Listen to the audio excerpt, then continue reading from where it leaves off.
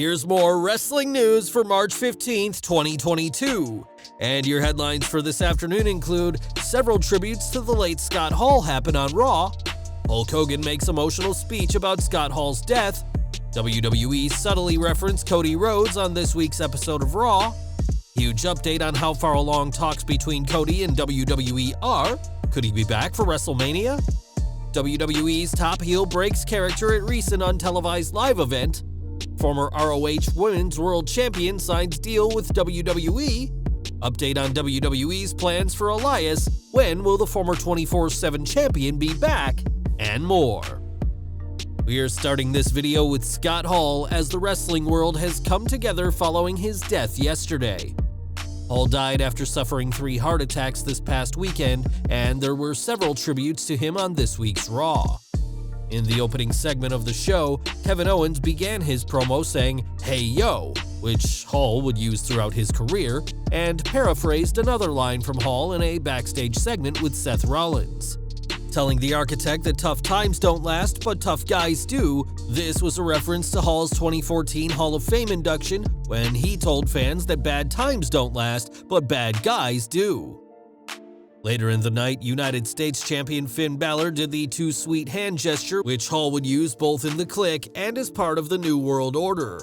Balor's opponent Damian Priest also paid tribute to the bad guy, doing the signature Razor Ramon walk during his entrance and hit the Razor's Edge to Balor during their match. WWE also aired a video package that looked at Hall's career and legacy, as the bad guy's legacy will live on after his sad passing this week. Few men worked closer with Scott Hall than Hulk Hogan, as the two were part of the original NWO that took WCW by storm in 1996.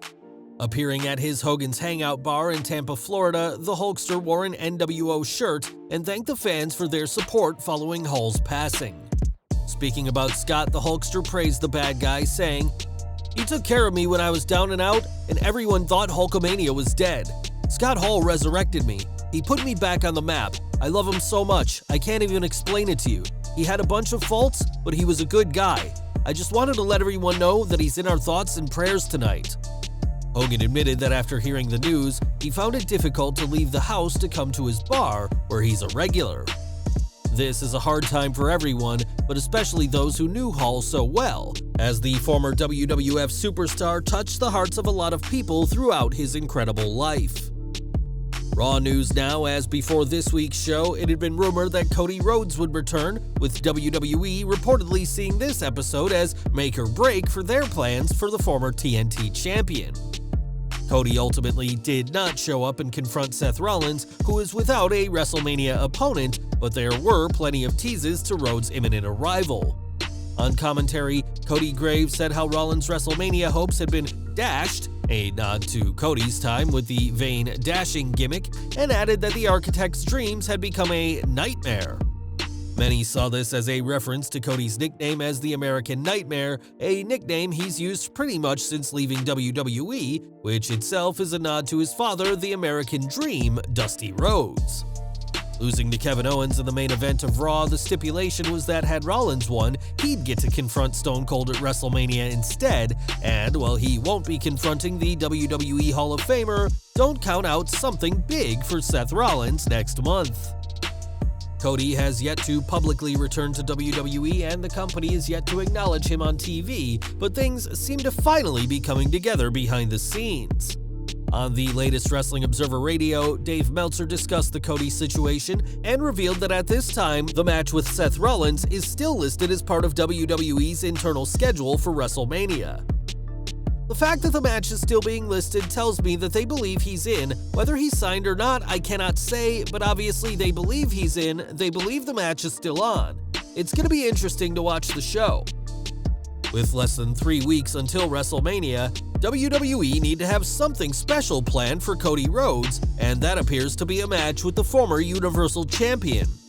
We can't say for certain if Cody has signed with WWE, but things certainly look that way, and if it isn't Rhodes who confronts Seth Rollins at WrestleMania, WWE will need a huge alternative or face a lot of disappointed fans.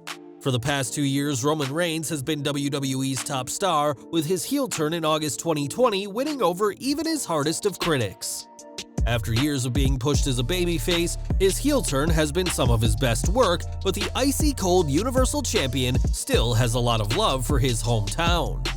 At a live event in Pensacola, Florida, the Bloodline defeated Drew McIntyre, Kofi Kingston, and Xavier Woods in the main event and broke character after the match. Grabbing the mic, Reigns shared his love for his hometown, calling it the most beautiful, best-kept secret in the world, and said he's blessed to do what he loves with the people he loves. Reigns also issued a challenge to the younger fans in attendance, daring them to follow their dreams, and in perhaps his most humble display, said he acknowledges the crowd, not the other way around.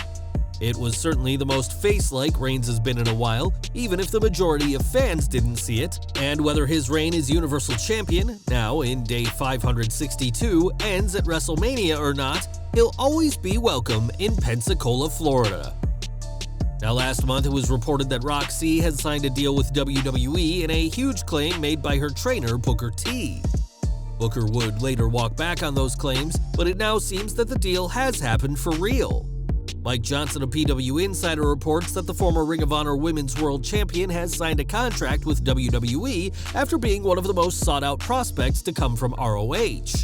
At Ring of Honor's most recent event, last December's Final Battle, she successfully defended against Willow Nightingale, but would lose the ROH Women's World title to Deonna Purrazzo on an episode of Impact. With Roxy now in WWE and ROH owned by AEW, don't expect a second reign for the young wrestler, and we'll have to see what she does now that she's a WWE superstar in the making.